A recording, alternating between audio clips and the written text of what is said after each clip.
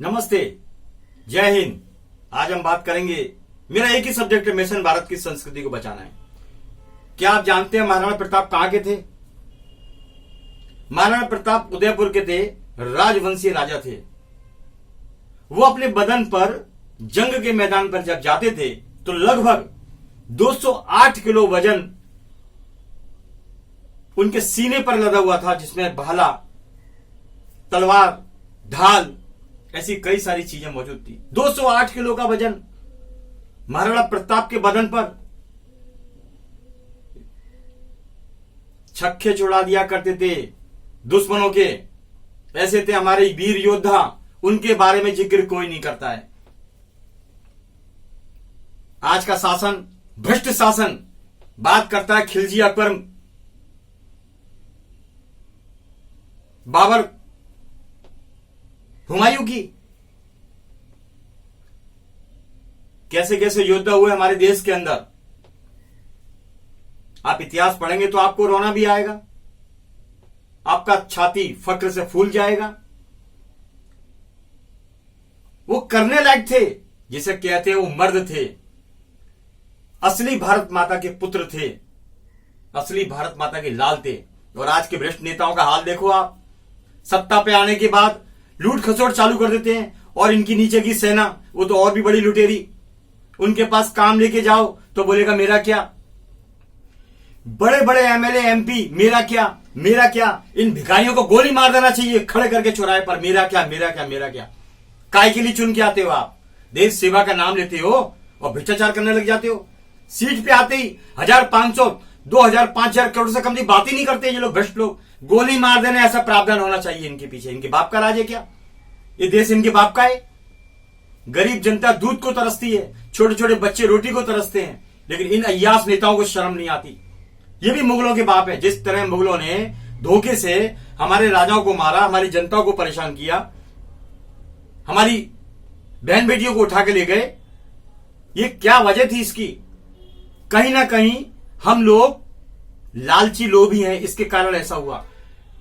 7 समुंदर पार से अंग्रेज आते हैं, हमारे ऊपर शासन करके चले जाते हैं, हमारी ऐसी की तैसी करके चले जाते हैं।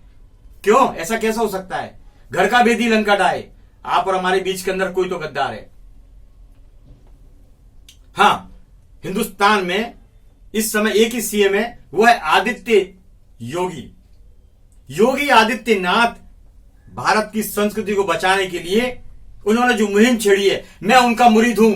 ऐसे तो बहुत से सीएम भरे पड़े हैं हिंदुस्तान के अंदर, लेकिन मैं मुरीद हूं आदित्य योगीनाथ का, जिन्होंने भारतीय परंपरा, भारतीय संस्कृति, भारतीय सभ्यता को बचाने का काम किया। सनातन धर्म के सहारे उन्होंने सनातन धर्म को जीवित रखने का काम किया है। आज उत्तर प्रदेश को राम राज्य बनाने का काम किया है किसी में दम? है किसी में दम? भ्रष्टाचार खत्म कर दिया। वो ये नहीं देखते कोई हिंदू है या मुसलमान है या ईसाई है या सिख है, वो गलत तो गलत। ऐसा ठोस व्यक्ति ही हमारे देश की कमान संभालने लायक है। एक ही वस्त्र भगवा वस्त्र, एक ही वस्त्र भगवा वस्त्र, उनको ताम झाम से कोई लेना देना नहीं। वो सत्ता का सुख से वंचित है, वो व्यक्ति सत्ता के सुख से वंचित है। उसे काम करना है, राम राज्य स्थापित करना है। वो है योगी।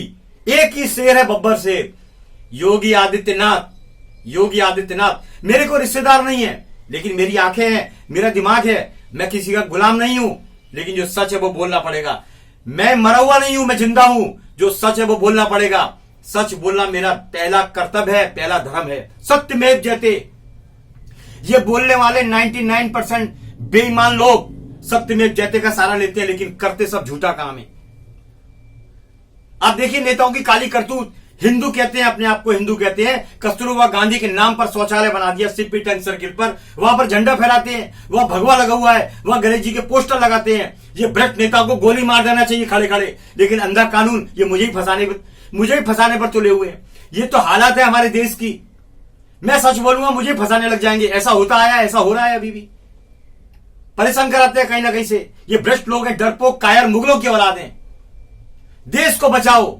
जनता मर चुकी है, जनता की आत्मा मर चुकी है, सब भ्रष्ट हो चुके हैं। अपने जनता के स्वभाव के अंदर बहुत ताकत है। इकट्ठे होके अपनी ताकत दिखाए जनता, लेकिन जनता तो मर चुकी है, नेताओं से बिक चुकी है। चलो कोई बात नहीं, जो लड़ेगा वो बढ़ेगा, बाकी कुदरत देखती है। हिसाब तो ऊपर होगा, इन भ्रष्ट नेताओं का, भ्रष्ट अफसरशाही का हिसाब तो ऊपर चुन चुन के होगा। ये बात आप समझ के चलना। कर्म प्रधान है, सब भोगना पड़ेगा, आज नहीं तो कल भोगना पड़ेगा। इन्हीं आशाओं के साथ, उम्मीदों के साथ भारत की संस्कृति को बचाने का काम करें, कुछ तो करें अपने देश के लिए। इस देश ने बहुत कुछ दिया हमारे को। प्रणाम, जय हिंद। मैं रविंद्र जैन।